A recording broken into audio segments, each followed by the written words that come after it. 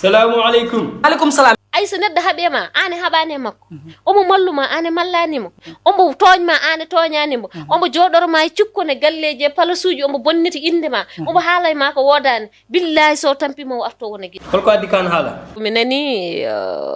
émission mbannomi Dakar Buzz émission mo mbannoɗa Dakar Buzz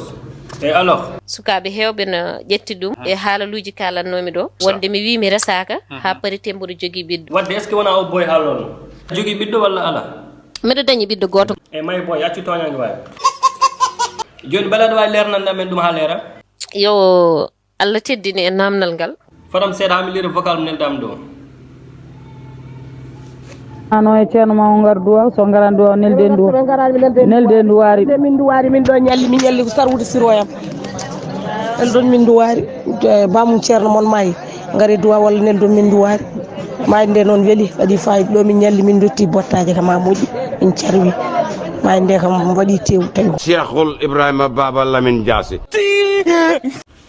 ndeysanam goram inna lillahi inna rajiun ndeysanam goram inna alayna inna rajiun aywa continue alhamdulillahi rabbil alamin min ɓiyam ko jibinaɗo e lawol Allah e sunna e wadde somi faami ɓiye ne jogui baba alhamdulillahi ɓiyam no jogui bammo machallah aboy xana li leer na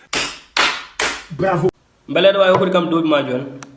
yaafumi tan e haalde duuɓi ɗi joni haalnam duuɓi ma rek c'est pas grave wonno duuɓi kam mbine jiiɗi arde jamde wona mboɗo jogui complexe pour haalde duuɓi am joni rokkam date de naissance ma au 24 août 2010 o 6500 kaw aɗa yaada e ko wi ko ɗum woni gonga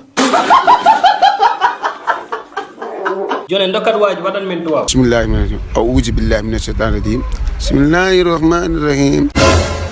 iyyaka na'budu wa iyyaka nasta'in اهدنا الصراط المستقيم حمد عليهم غير الضالين آمين وبلغ رسول الكريم ferme moi